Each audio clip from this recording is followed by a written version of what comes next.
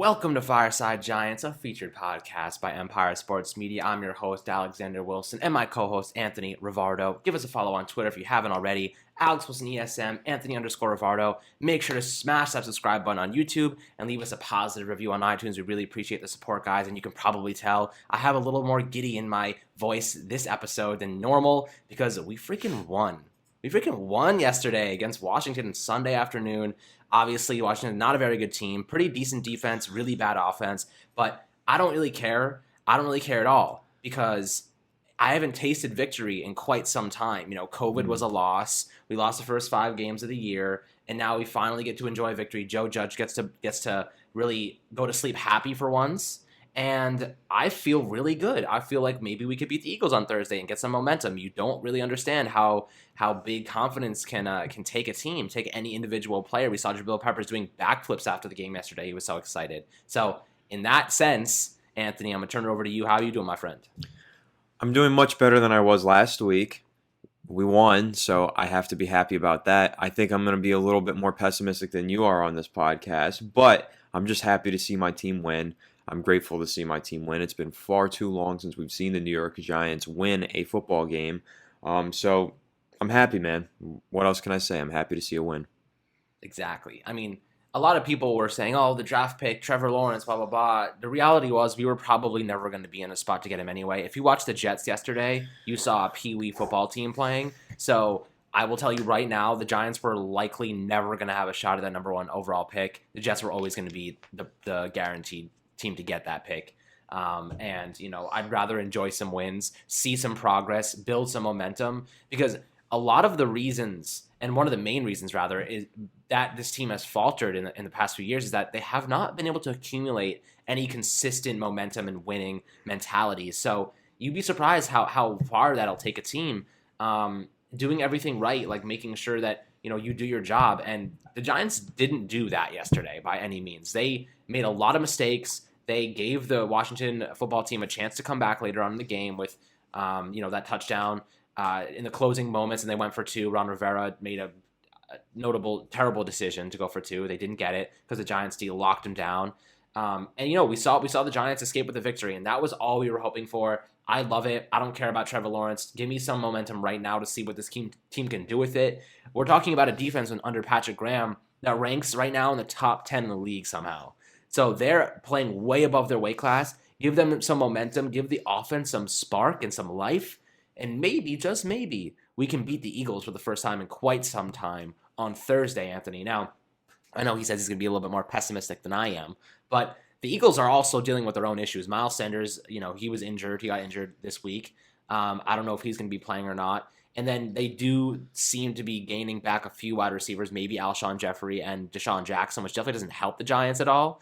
But with Logan Ryan, James Bradbury literally killing it this week. The guy led up 3 receptions on 4 targets for 12 yards, and he recorded an interception. The guy was absolutely, hands down, a monster. He's arguably the best cornerback in the NFL right now. He's ranked 2nd behind James Dean, I think, of the Buccaneers. So there's a lot of excitement to go around. And Anthony, I saw you look a little confused on that one, but Dean is actually killing it. You got to go look up James Dean on the Bucs. He just random corner. He's absolutely killing it. Pretty sure it's James Dean. Jamel Dean. Sorry, Jamel Dean. Okay. He's killing it. He has a 90.5 overall grade. In coverage, he has a 90.7 overall grade. He's been absolutely lights out this year. So with that being said, James Bradbury is neck and neck with him right now. They're both just absolutely having fantastic seasons. And I'm pretty excited to see, how this team can develop around some of these free agent signings. Now, Anthony, what did you see on the defensive side? Before we dive into the whole offensive tackle mess, rather maybe a solution in Matt Parrott, but I want to talk about the defense a little bit, see, how did they match up against this Washington team, and should we have expected more from them?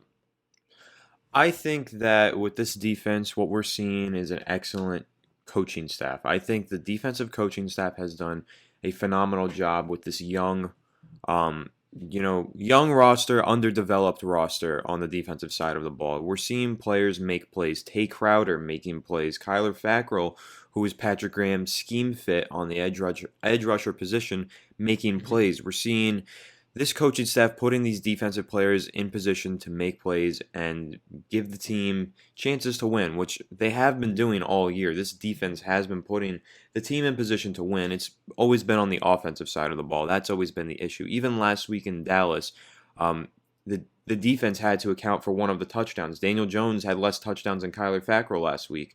Right. You could even say he had the same amount of touchdowns as Kyler Fackrell this week, as Kyler Fackrell forced a fumble that Tate Crowder picked up and scored with. So, and Daniel Jones had one touchdown. So the defense has been making plays, scoring points, preventing the other team from scoring points. I'm really encouraged by what I see on the defensive side of the ball. Ryan Lewis played pretty well. We should all be really excited about Mr. Irrelevant Tate Crowder. He's looked really, really good in that second linebacker position. And Blake Martinez and James Bradbury, they've continued to play well.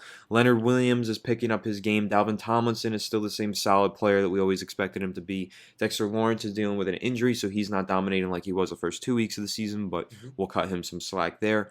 Overall, though, you have to be really encouraged by what we've seen on the defensive side of the ball, not just short term but long term, because you're seeing a lot of younger players start to step up and make plays and see improvement week to week, which we can't really say for the offensive side of the ball.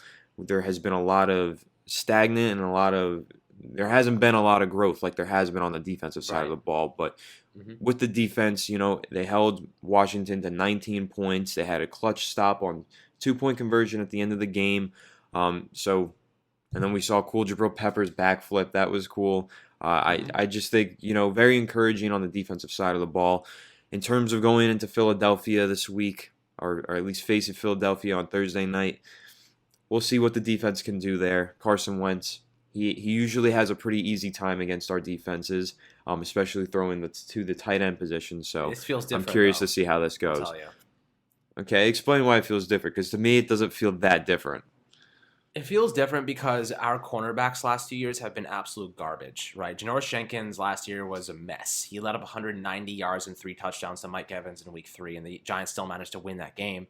But at the same time, you look across the field, you see DeAndre Baker, who was getting destroyed all game too. So I'm looking at Ryan Lewis's stats via PFF right now. He had his best game against Washington, and he was tasked with man-marking Terry McLaurin, right? Because they wanted James Bradbury to essentially take out an entire side of the field, shut down Dontrell Inman and any other wide receivers they wanted to put against him.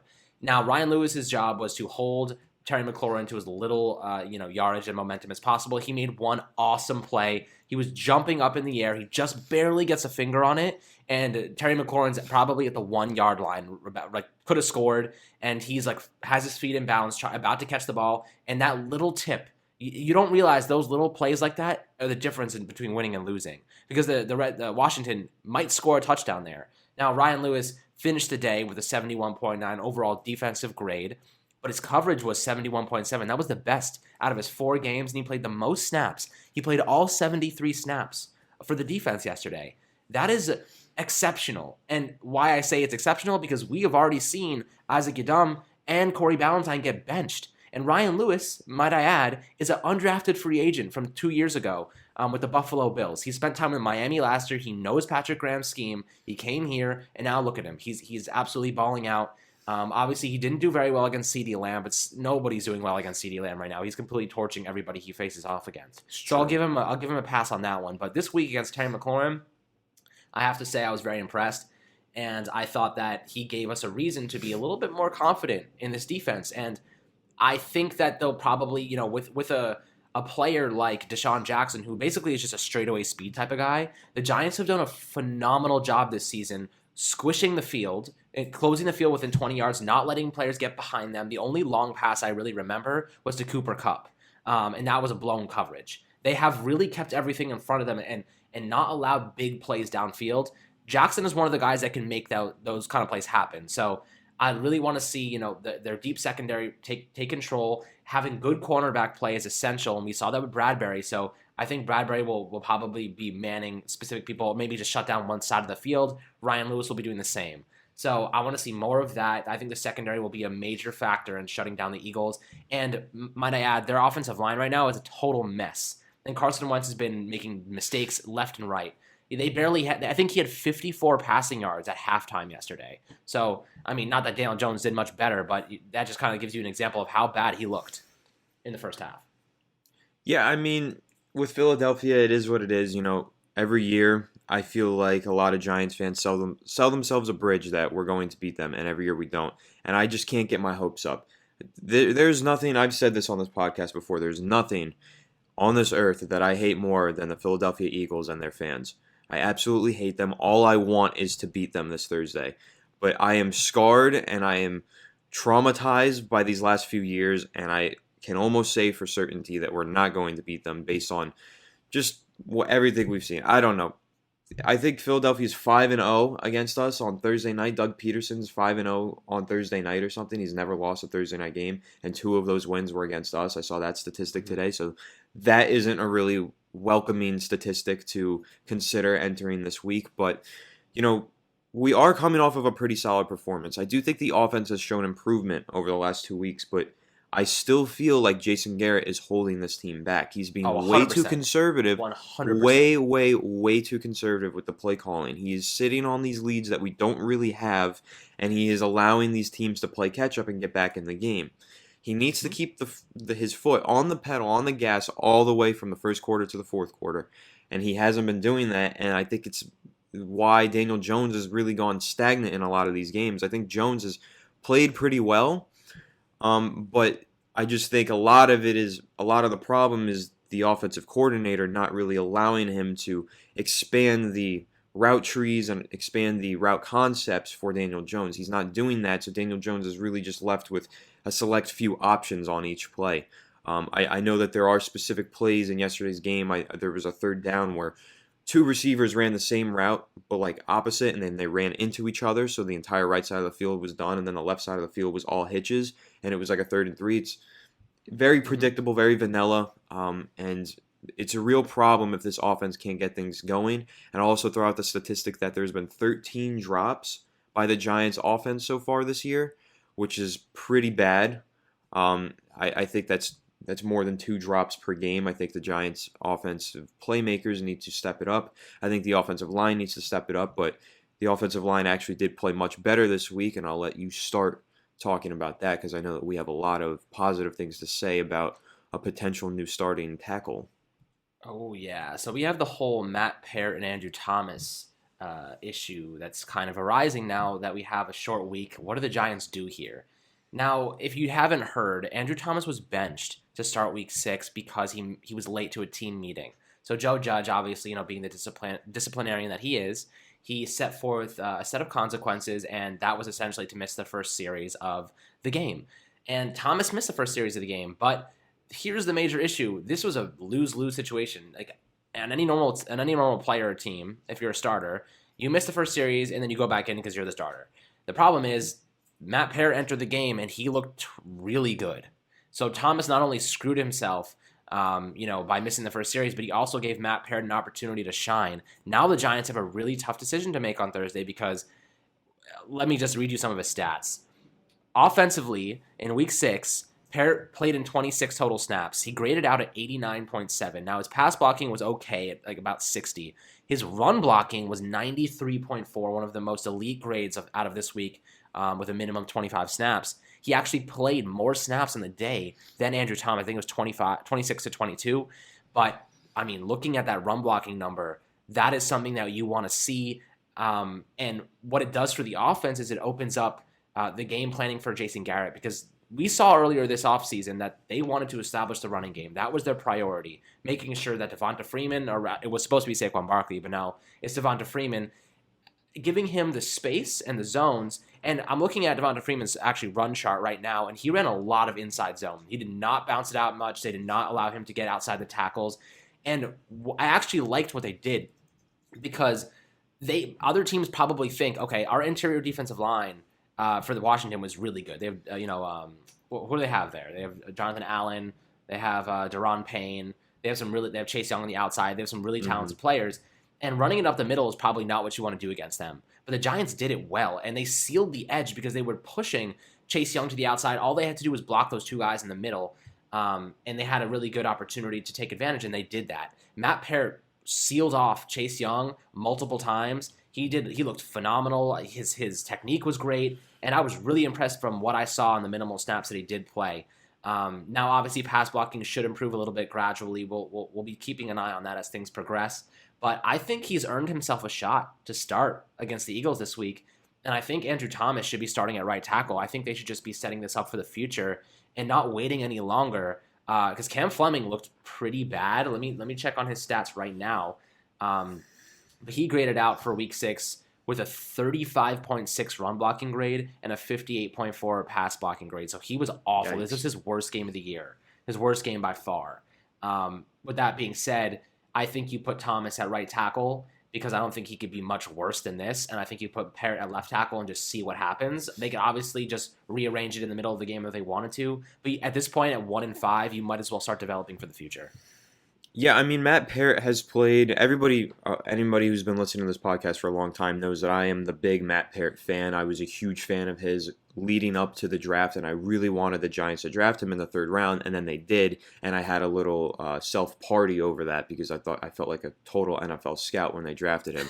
So Matt Parrott has looked pretty good so far. He's played a very limited amount of snaps, but I will say he has played a lot better at left tackle than he did at right tackle. I think he played 12 snaps at right tackle against the Rams or the Niners. I don't remember which one. But he played 12 snaps there, and he looked okay. He looked pretty good, right? He looked okay. But then this week, he played a lot better at left tackle. I think he looked significantly better. And so it makes you think, do you keep him at left tackle and move Andrew Thomas, or do you try and move him back to right tackle and keep Andrew Thomas where he is? The way that I see it, Andrew Thomas has struggled at left tackle. Matt Parrott has played well at left tackle. Matt Parrott struggled a little bit at right tackle. Andrew Thomas, if he's already struggling on the left side, let's see if he can play better on the right side. I know because leading into the season, I was saying I don't want to see Andrew Thomas play right tackle. I think they should just put him right in at left tackle and see how he does and play him there no matter what. But at this point, Matt Parrott looks like he's made a compelling case to start at left tackle, and I've changed my mind. I think that Andrew Thomas should switch to the right side of the line, and we should see Andrew. I don't think we need to see Cameron Fleming anymore. I made this argument a couple weeks ago, and I think it still stands. Cameron Fleming, we are getting what we paid for. We're getting average to slightly below average performance out of Cameron Fleming, which is what we paid for on a 1-year deal. So I don't think that fans really should be complaining too much about Cam Fleming. The argument that I think they should be making, though, is that Cam Fleming is not a long-term solution. Andrew Thomas and Matt Parrott could be long-term solutions. So let's get them on the field as much as we can and make sure that they're playing over a guy like Cam Fleming, who we know is here for 1 year, and then he's gone. So I want to see Andrew Thomas. This season, we are 1-5 and we're only 1 game back. But realistically, the season's kind of a wash. Let's see these younger guys develop. Maybe Andrew Thomas is the answer at left tackle, right tackle, or neither. But let's find out. Let's see him play both of those positions before the end of the season. See where he plays better and then develop him to play there full time next year. And let's do the same for Matt Parrott. Let's see him play both positions, see which one is better, develop him for next year, and make sure that these guys have defined roles heading into the 2021 NFL season. Because heading into 2020, the roles were not very defined on this offensive line. There was zero continuity across the board, and we've seen a lot of offensive line struggles because of this. The continuity was a real problem. Mark Colombo said we are thousands of snaps behind in terms of developing this offensive line because of the offseason dealing with COVID and everything in between. So now we have this real game time, real game experience that we can get these players from now until week 16 or 17, rather. Let's see these guys rotate in at left tackle, right tackle, and see how they do and where they play the best. And then let's define their roles to be full-time starters there next season, barring any unforeseen draft picks or any replacements that come in the next offseason. Right. And, there's a whole issue here that, we kind of have to touch on. And the issue is the Giants drafted Andrew Thomas as the 4th overall pick to play left tackle, right? If they knew he was going to be this poor at the position, he was going to end up playing right tackle, they probably would have just taken Jedrick Wills, right? That would be like the clear-cut decision here because Jedrick Wills is killing it this year at right tackle. Now, well, actually, what's funny is he's playing left tackle for the Browns right now. Oh, he is? Okay, and he's been well? He's been playing pretty good.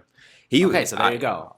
Not to toot my own horn, but he was my offensive tackle number 1. I wanted him more than any of the tackles in the draft. He was my favorite. Well, we talked about it. We didn't like Andrew Thomas that much. I mean, I like Andrew Thomas a lot. The thing with Andrew Thomas, he had the highest floor, right? Right. And I saw the highest ceiling with a guy like Mekhi Becton, but also the lowest floor. And I feel like Jedrick Wills was in there. He had a higher ceiling and a higher floor, but he was a right tackle, so kind of if you wanted a pure left tackle, Andrew Thomas was the pure left tackle in this draft. Jedrick Wills he comes from Alabama. He's a really smart offensive lineman. He was able to make the transition, but technique, I guess you can't really foresee him making that transition like the way that he has. But I also want to throw this out here real quick, some breaking news while we're on this podcast. Eagles expect Miles Sanders to miss Thursday night's game with a knee injury. Zach Ertz also expected out for 3 to 4 weeks with an ankle injury. So the Giants' defense can sleep a little easier leading into this game in quite a few days. Yes. And now that really comes down to, obviously the defense is going to have to shut them down, which they're more than capable of doing, but our offense is going to have to find ways to get creative. And that's my biggest concern. Now, I really want to talk about Jason Garrett specifically and what he's done wrong and consistently does wrong on a weekly basis. Now, okay, there's a few things. There's a bunch of things. Well, first of all, shout out to Darius Slayton for playing injured yesterday. He came in with a foot injury, then picked up an ankle injury, and he still played through it and scored a touchdown and was a huge target for Daniel Jones. When his foot bent backwards onto his back like that was so scary. That was really scary.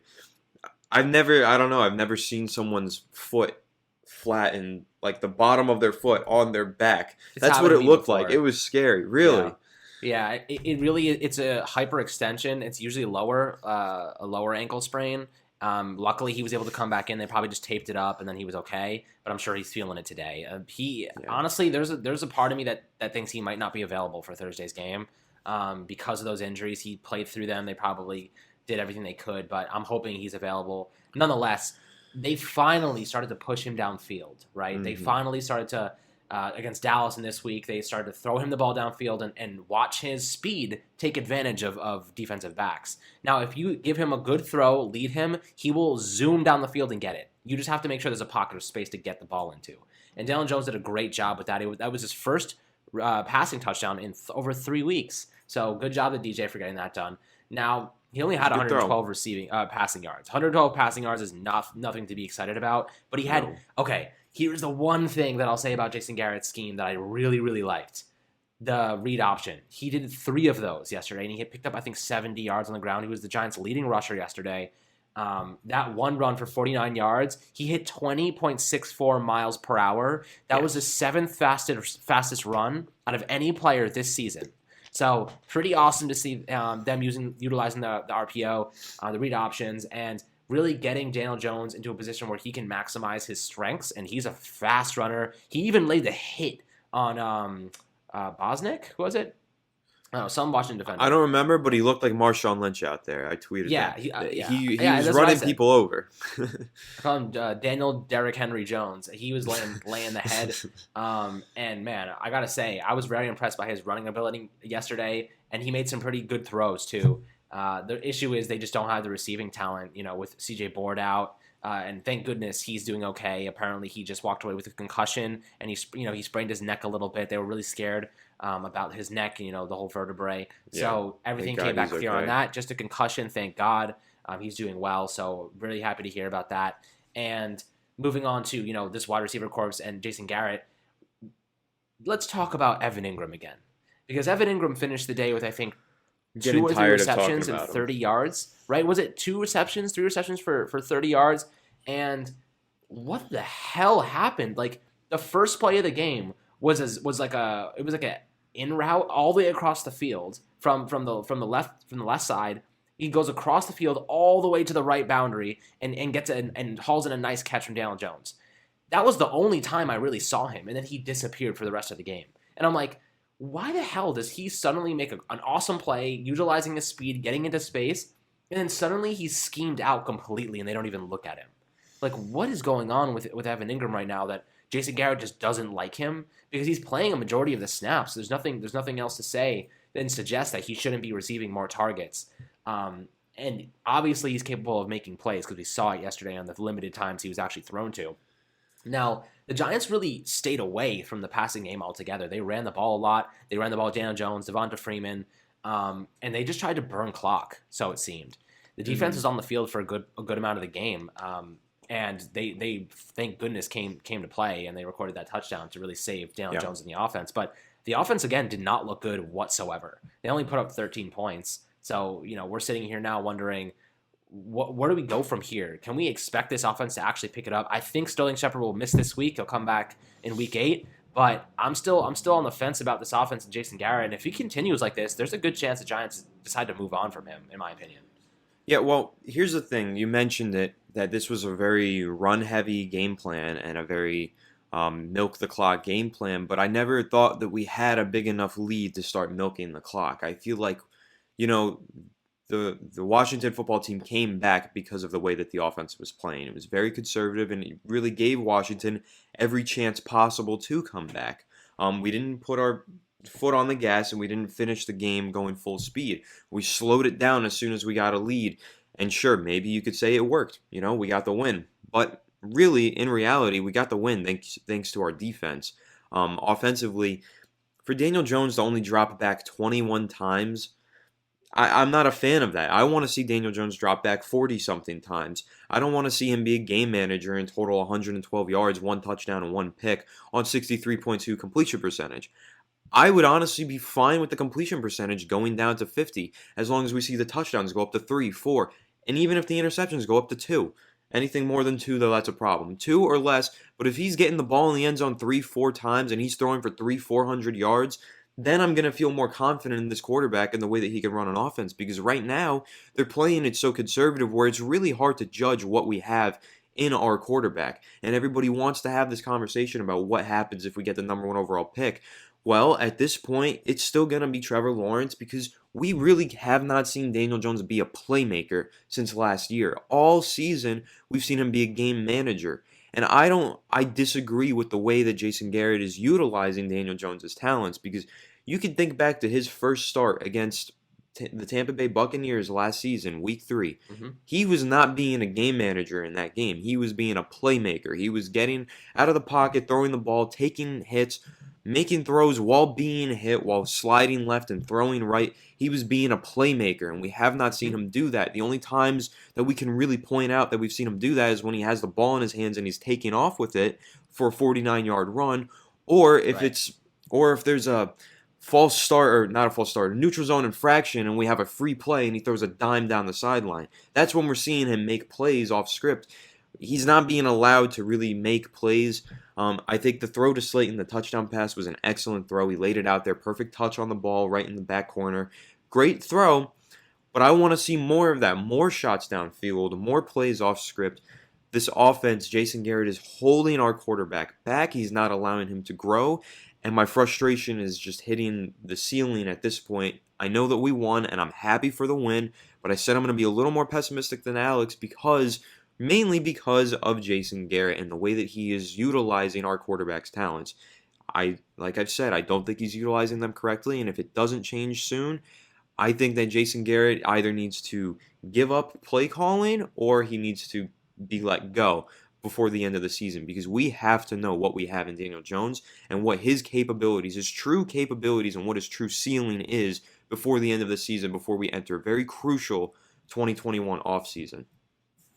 Right, and what we saw yesterday is Golden Tate basically statuing the entire game. He was useless, and I really want to talk about Evan Ingram compared to Caden Smith in this matchup, because as we keep hammering down, Caden Smith should be getting more reps. I think he recorded 2 first downs yesterday on 3 receptions, so we already see the efficiency there, right? Looking at the stats, Evan Ingram has actually seen a decrease in snap percentage every week.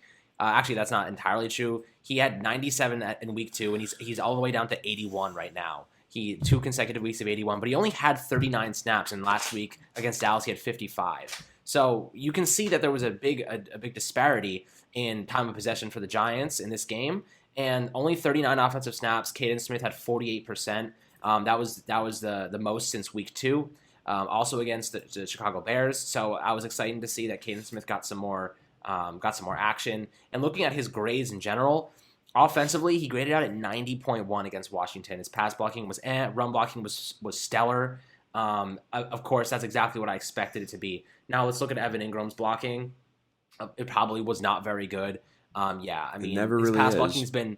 Well, here's the thing about Evan Ingram, though, and he's actually done this quite consistently. His run blocking is absolutely awful. Like it's borderline malpractice to have him out there on run blocking downs. His pass blocking, on the other hand, has been quite good. He's been averaging above 70 almost weekly. So that's pretty. How many pass blocking snaps has he actually taken? Because it could just be a very good small point. Sample it's not size. much. It's not much at all. It's right. I think 15 in total pass blocking for Evan Ingram. Now, so that's if about we go back 2-3 times per game. Exactly. If you go back to Caden Smith, he has 59, so he has exceptionally more, and his pass blocking is far better on average. But offensively, against Washington, he was very good, and I really want to see him continue to increase that snap count because he's essentially kind of looks like a knockoff George Kittle, in my opinion. He's not as good, he's not as fast, but he is capable of doing things. Like I said, he's not George Kittle, he's a knockoff version. Right. But what I see in Caden Smith is honestly a very similar version of Jason Witten, and that's why I'm just confused with Jason Garrett and what he is doing because it seems like this roster has like a replica of Jason Witten on it, and Jason Witten was such a force for the Dallas Cowboys for all of those years thanks to Jason Garrett and the way that he schemed open the game plan for Jason Witten. So it just confuses me to see Caden Smith's role be so small in this offense when he clearly is just so similar to a guy who had such a huge role in this offense elsewhere. So he honestly, to me, you say knock off George Kittle, that might be a little bit of a stretch, but I get what you're saying. But I really see knock off Jason Witten to a T. Okay. Like I really see that. I like because that too. He plays like him. Yeah, probably a little faster than Jason Witten. Jason Witten's never been a burner. Somehow he'll just trot across the field and get wide open against the Giants' defense, though, for game-winning touchdowns. Okay, again, I think I've mentioned this before, but do you remember when Jason Witten had 2 sprained ankles and played a game and scored a game-winning touchdown? How does that happen? How does a defense allow a guy with 2 broken ankles to go out there and score a game-winning touchdown? Like, that guy honestly basically has 2 broken ankles. Right. He's always like carrying an injury, but he doesn't care. He just goes out there and torches the Giants defense somehow. He's on a whole nother team now, and he's in a whole nother state, and we're not even going to play him, but somehow he's going to torch the Giants defense this season. He does it every year. But anyway, back on topic, Caden Smith, what I see from him is so similar to what I see with Jason Witten's playing style, and that's why I'm just, like those stick routes, those curl routes that we see from Evan Engram, that we're like, why is he running those? That's not his playing style. That's Caden Smith's playing style. That is his playing style. So I hate to be that guy, but Caden Smith should be the starting tight end right now. Evan Engram actually got a few snaps at wide receiver due to some injuries that we were having, and because Golden Tate was, I think, benched yesterday for the majority of the game. Was he really? So he only played 30 snaps, which was less than Austin Mack's 36. So I think that they at least to some extent benched him. I'm curious to know whether his reduction in snaps was based on performance, which I feel like it was, or if it had anything to do with the Rams incident with Jalen Ramsey, the fight that he had. I don't know, but I'm looking at his stats right now. You are right, 30 snaps. That was his lowest this season so far. Only 12 passing snaps he was in on, so it looks like he was on a majority of running plays. He's probably a decent blocker, but it was close to his lowest grade of the season. His run blocking, it's average. I mean, he's washed, man. Like, I'm looking at his numbers right now. He's completely washed. They got to get him out of here. He was literally on the field for 18 run blocking snaps. That was majority of the reason he was even on the field in general. He got penalized, which might have been the reason they took him out. But I'm on the boat that, trade him for anything. If you can get a 7th for him, they just can't cut him. That's the problem. I think they'd actually cut him if they could cut him, because they don't have the talent to supplement him. But I think that they actually might bring up Alex Bachman this week. He's a slot option, but you just move Golden Tate outside at this point. Just use him as a decoy at least, and put a decent slot option like Bachman out there and see what he can do. They could even bring out Benjamin Victor. Derek Dillon's another slot guy, but the only other person they have in the roster, I think David Sills is out for the year, right? He got injured or something. Early on. He's on injured reserve. It's just Benjamin Victor and Austin Mack that really are capable of filling in that outside boundary receiver, and they're both undrafted free agents this year, so I don't feel super confident. And like a lot of people mentioned via Twitter, they don't have the time to go out and sign a new wide receiver because the COVID-19 protocols would take too long to pass.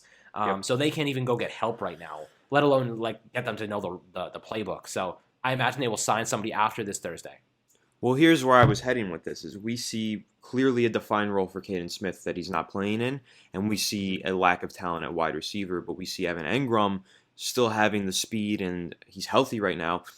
A lot of fans have said, let's move him to wide receiver. I've always said no, because then he's no longer a matchup problem. You know, he's a matchup problem at tight end because he's so fast that safeties and linebackers can't keep up with him, right? But his route running is poor, which is also a problem if you move him to wide receiver. But at this point, I think you just have to give it a try. You know, like, why not? We've got the injuries. He's not playing well at tight end. The tight end position is becoming stagnant. I think that they actually should move him to wide receiver right now, or at least slot receiver, make him a jumbo slot, just have him run a few quick routes and then get the ball in his hand and see if he can make plays in space, which making plays at space and setting players up to make plays at space has been a problem for Jason Garrett's offense. But if we can get Evan Engram the ball, I feel like we can be happy about where it's going. And I'll also clarify on the Golden Tate stats, right? So week 2, he played 92% of the snaps, then 75% in week 3, then 59% in week 4. So his these are offensive snaps. So his snap total has been decreasing steadily each week. It went back up to 62% this week, but I think that's only because of the injuries, because he was playing probably around 30 to 40% of snaps before those injuries occurred, and they had to get him back on the field out of necessity. So Golden Tate's role in this offense is diminishing week by week. It's just going down and down. So I think this is definitely something to monitor. I know that we say they should try to trade him for whatever they can get, but I do think that teams around the league are probably taking notice of this and the fact that his role is just decreasing for guys like CJ Board and Austin Mack taking snaps away from Golden Tate probably doesn't bode well for his chances of being traded. He's only started in 2 games this year, so he really just hasn't. Value. I don't think he has any value now at this point, with the Giants kind of removing him from the offense the way that they have. Yeah. Another bad signing, by the way, to supplement the loss of OBJ. I mean, Golden Tate was always a half of what OBJ was going to be. You know, that was just a filler to make you happy. A quarter, exactly. So it was really just okay, let's make everyone happy, sign a guy, you know, and now we're going to cut him after this year because he's useless. So there's no trade value for Golden Tate. If they're going to trade anyone, it's going to be Evan Engram, in my opinion. They maybe even trade like one of those big defensive linemen. Highly doubt it. But I just don't really trust them to actually make the smart move and have a fire sale. Like, I don't trust them to actually do it. But you know what? At the same time, have a fire sale, though. I don't think that they should. Well, okay, fire sale is a subjective term, right? Fire sale to me is to trade 2-3 players, because fire sale means trade whatever you have that's of value. The Giants don't have many players that are of value, so if you trade the 2 players that are, no, it's not a fire sale because you didn't trade like 10 players. But it's a fire sale because you traded the 2 talented players that have value. So that's the way that I see it. So it's a subjective term. Okay. I mean, the only guys that I see that the Giants could theoretically trade if they're looking to get more draft capital, Jabril Peppers, Evan Engram, and maybe Dalvin Tomlinson. Those are the 3 guys that I could see them parting with to get actual value for the draft next year. Now, I want to re-sign Dalvin Tomlinson. I love that guy. He is awesome. Jabril Peppers, I'm not totally opposed to trading him because he has had his injury things, and even when he was out against, I think he was out against Dallas, the defense still played okay. Like, they didn't look terrible without him. And yesterday, I mean, he shows up every now and then, but he's not like in your face playmaker and like we all thought he would be. And then you have a guy like Evan Engram who's being completely misused. If you get a 3rd or 4th rounder, I would do it in a second. That's here's the thing. Here's the thing with the Giants, right? Unfortunately, it's hard to predict what might happen around the trade deadline right now. And this is because we play in the NFC East. Everyone in the NFC East has a losing record. Dallas is 2-3, and they're going to play tonight.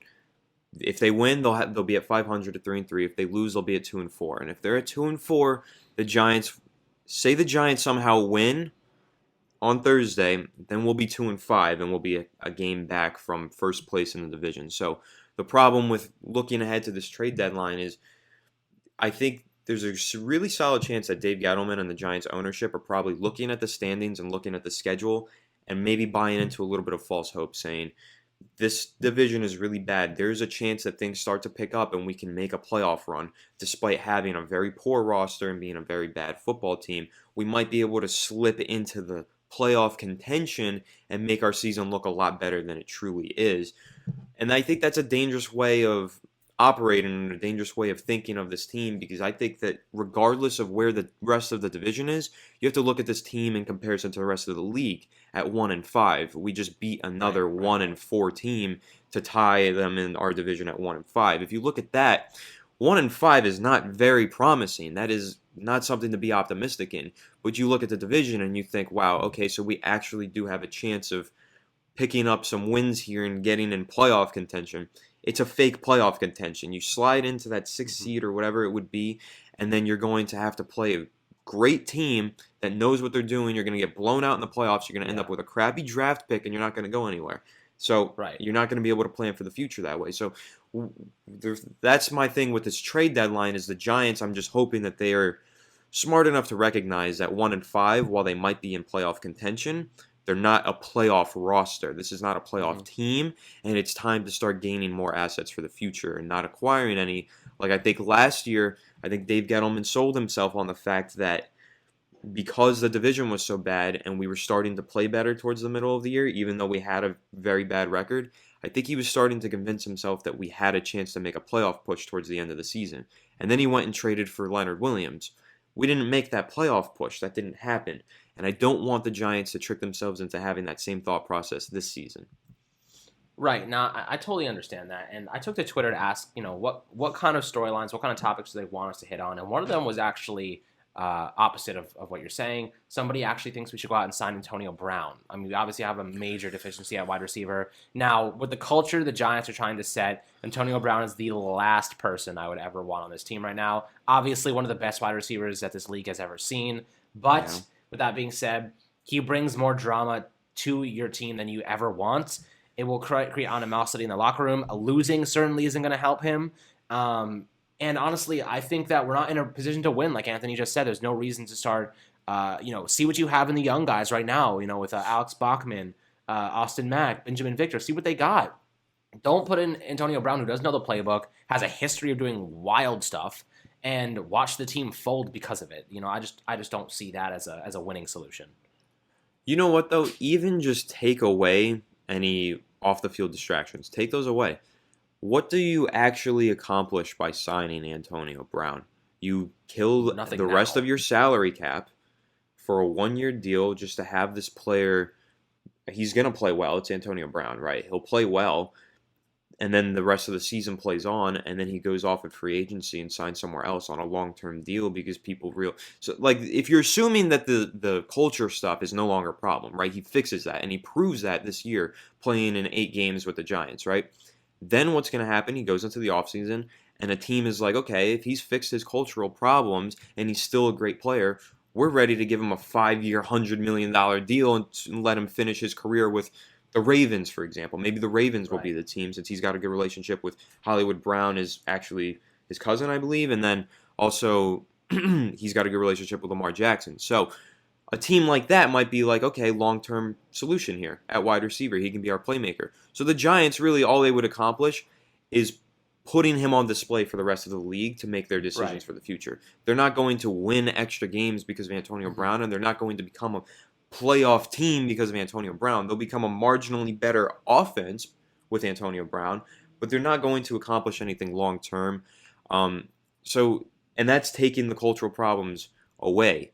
If you factor those in and assume that maybe he does have a blip here and there, then it just gets even worse. And in the locker room, you start to question the leadership of the coaching staff and the other players around Antonio Brown. So I just think there's so many things that could go wrong with that signing and not really much that could actually go well or go right in terms of that signing. Right, yeah, I'm completely against it too. I don't think this team needs him. I don't think he is in the right place to be trying to help a team turn around. He doesn't have that mentality. He probably wants to win now. That's the reality. Like, you put him on a losing team and you're going to watch him implode. I don't want to see that happen. The Giants seem to have a bunch of guys who are on the same page. They're working towards growth, progress. They're young. They're hungry. Right. I don't want to see that flip the script because we injected a plague, literally like a little pandemic into our locker room and see what happens. I just not something I want to do right now. Anyway, on to some more things that people want to hear about from Twitter. This one, Bull Bitler. Go through the schedule and find a realistic path to 7 wins and a playoff berth. Okay, well... 7 wins. 7 wins is... I think if we're making the playoffs, it's because we win 6 games, maybe 5. That's how bad this division is.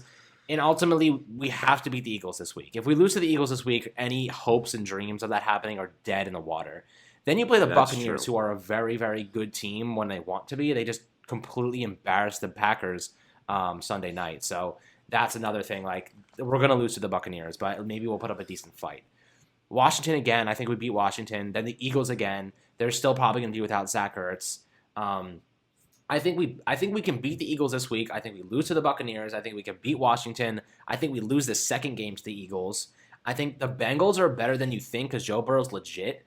I think that's a toss-up in my opinion. I'm not totally sure about that one. You think we have a better chance of beating Philadelphia on the road on a Thursday night than we do at home at a 1 o'clock in Week 10? I think that coming off a win, beating the Eagles without Zach Ertz and Miles Sanders is reasonable. Right, okay. Then playing the Bengals, who Joe Burrow... I'll say that Week 10 matchup, there's a good chance we're coming off of a win again. We'll be playing Washington in Week 9, so actually... no, we play Eagles and then Bengals. No. I'm talking about Week 9 we play Washington, and then we play Philadelphia in Week 10. Right. Okay, so that's correct. There's a good chance we're coming off of a win again. So if we're assuming that we play better coming off of a win, and we pick up a win this week on Thursday, and then say we lose to the Buccaneers, and then we go back to Washington and we get a win again, and we come playing off of a win again in Philadelphia against Philadelphia in Week 10, you could potentially see 4 wins right there. We could win 4 of these next 5. You could, but again, here's what I don't like about what we're talking about. We are hoping that I don't believe this. Oh no, neither do I. But the thing is, the only way that we can envision the Giants winning is if the Eagles have injuries, right? That's already a step backwards in what should be a positive mindset. We're like, the only way the Giants are winning is if Miles Sanders and Zach Ertz are out on Thursday, and that is the case, right? That is the case. Now, if those guys are healthy, I'm on the other side of the script. I don't think we're beating the Eagles personally because they also have Alshon Jeffrey and Deshaun Jackson. Exactly. So they might not even win anyway. But let's say theoretically, best case scenario, just to make Bull Beitler happy, we beat the Eagles this week because we're coming off a win, and Miles Sanders and Zach Ertz are out. Buccaneers, we're going to get smashed, most likely. Maybe barring a miracle like Super Bowl. We'll see what happens against Tom Brady. Washington, I think we beat them again because our team is we're just a better team, and I think we're going to get better as the season goes on, barring any other injuries. Eagles, again, I think we lose to the Eagles that second game because they're going to have some guys back. Bengals, I think they're better than they're advertised because Joe Burrow's we'll be coming off of a bye against the Bengals, so keep that in mind. So that's fair.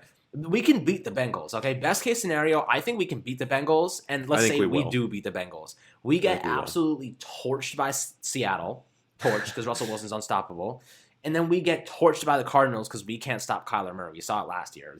And Chase Edmonds somehow runs for 3 touchdowns against us again. So please don't remind me of that. I don't think we beat the Seahawks or the Cardinals. I don't think we can beat the Browns unless Baker's just throwing interceptions for fun. So I see we could beat the Eagles, we could beat Washington, we could beat the Bengals, and I think we can beat the Cowboys in the last week because they don't have Dak Prescott. I think that's 4 wins. I think max we're getting to 5 wins. There's no way I'm seeing us getting to 7 though. No. I think we win 4 or 5 games max this season. 3 or 4 games is realistic. In my opinion, some might think that we're actually realistically going to get 7, but I think 3 or 4. But I'll give my path. I'll answer the question. My path to 7 wins in the season. You have to beat Philadelphia this Thursday. You have to just admit that we're probably going to lose to Tampa on that Monday night game. But then you have to beat Washington and Philadelphia back to back. And there's 3 of your 6 wins necessary. And then you go into Week 12, you can beat the Bengals. So there's 4. And then you're going to have to beat either the Cardinals or Browns. Those are your last 2 winnable games.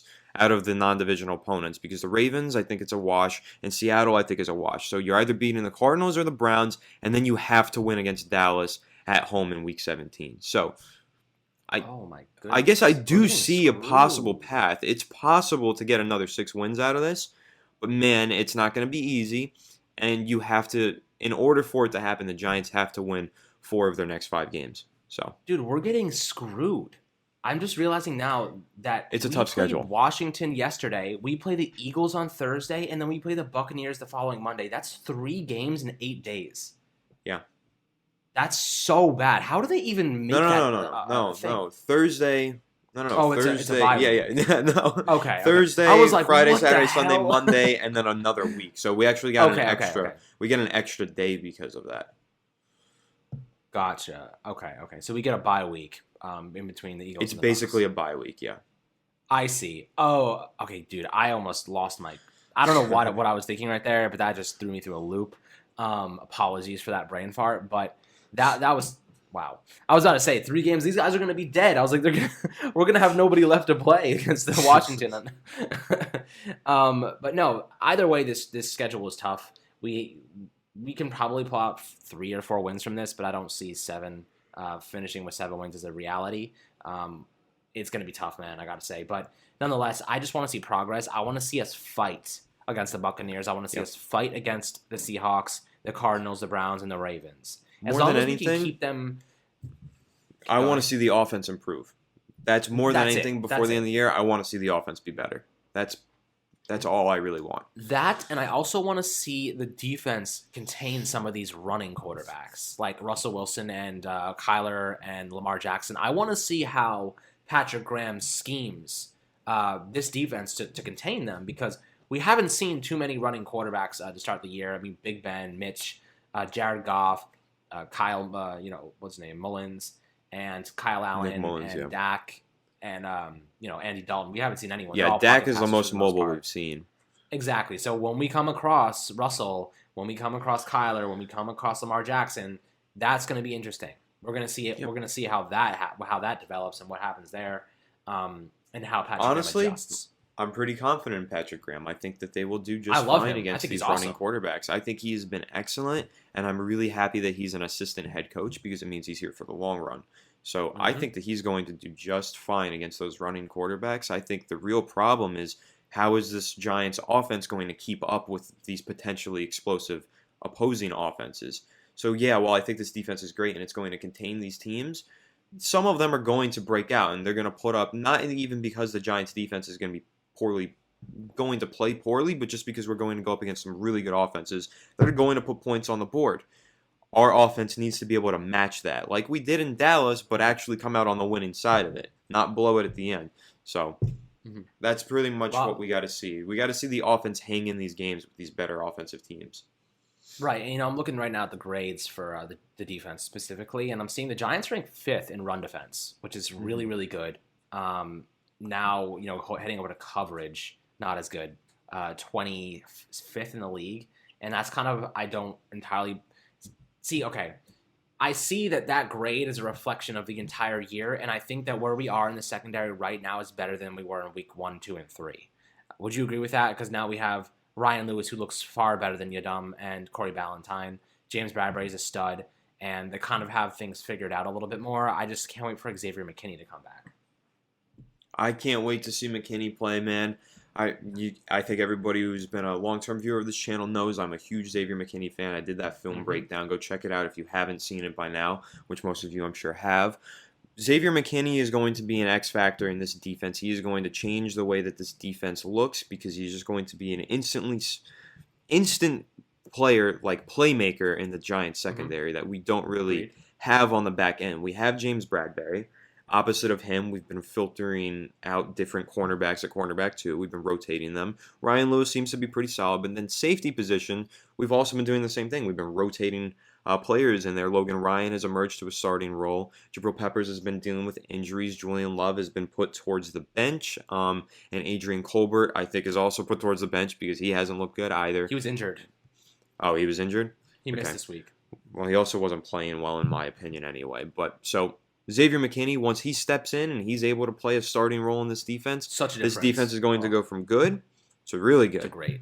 I don't want to throw great out there. I don't want to throw great. Okay. They're But I'll top say 10 really right good. now, by the way. They're one of the best defenses in the league with so many random pieces being injected into. I know, but that's the thing. It's Though. There's impressive. so many random pieces, and this roster just is not a top 10 defensive roster. You just have to give so much credit to Patrick Graham and what he's doing with his defense. Like, His the guy scheme has is a been genius. phenomenal.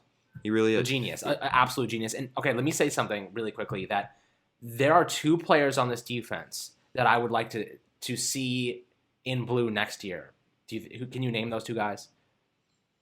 Are you talking about, what's the question? There are 2 defensive players that I have been very impressed with, that have really held the glue together with this defense so far. And they're on 1-year contracts. I really would like to see them extended. Contracts. Kyler Fackrell. Yes, that's one of them.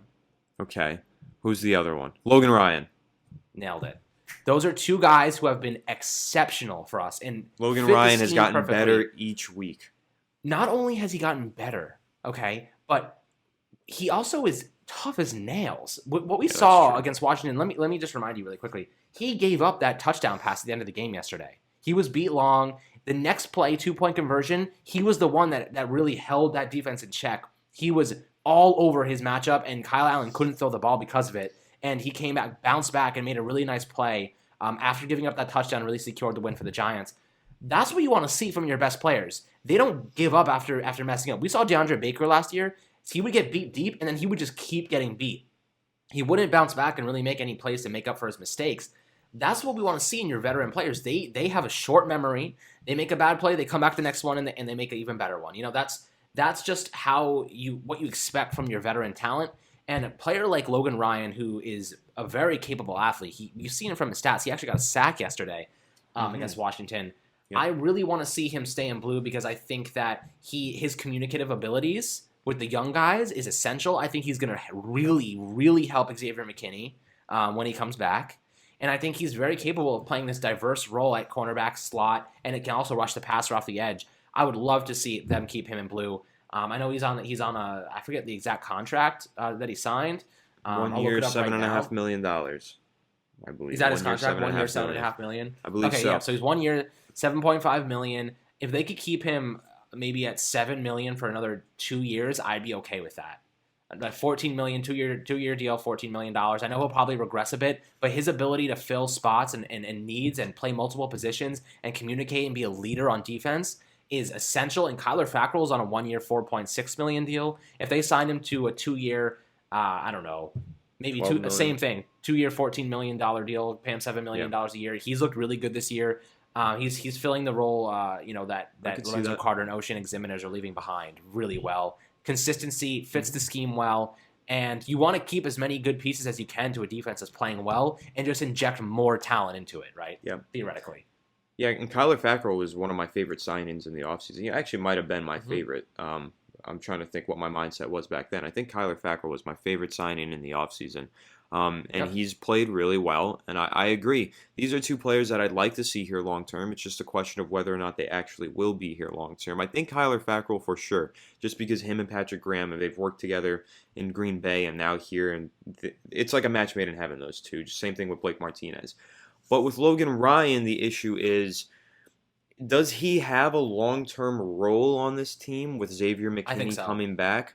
I think so. It's debatable is all. So I think, but here's the thing. I think we're going to get that answer definitively by the end of the season once Xavier McKinney does come back. So then we'll see how much they're sharing the field, who's on the field more. So when Xavier McKinney gets back, I think that we'll know long-term whether or not Logan Ryan has a position here. Right. I definitely think he should. I think there's in some way he should have a long-term role in this team. He's been very impressive, but I'm just not sure if the Giants actually do view him as a long-term solution in the back end of that secondary. Right. I mean, but if you think about it, they have Logan Ryan on the field. They have Jabril Peppers, and they either have Colbert or Love, right? So Xavier McKinney takes the place of Love, and they still have Peppers and Logan Ryan there. They play a lot of 3 safety looks. I like what they do. They do well against the run. They can rush the pass. They can drop back into coverage. And that's also a reason, by the way, that I'm almost on the trade Jabril Peppers train. I'm not on the train, but I can see why they would do it. Because when McKinney comes back, you have guys like Adrian Colbert, you have Julian Love, you have Logan Ryan if you keep him. And then you have more draft capital to move forward with. So I'm almost on, like, I can see why they do it. But McKinney and Logan Ryan together, it really gets me excited. I think that they can be phenomenal as a trio with Peppers or Colbert. And what Patrick Graham has done with minimal talent and really not waiting for his players to get better, what he did in his adjustment making when it came to the cornerback position, he didn't wait for Valentine to improve. He didn't wait for Yadam to improve. He rotated them, and then he was like, nope, they're not working. Ryan Lewis, he's been blowing through cornerbacks trying to find the right answer, and I think he did find a temporary solution there, unless Ryan Lewis just somehow cements that position for the long term.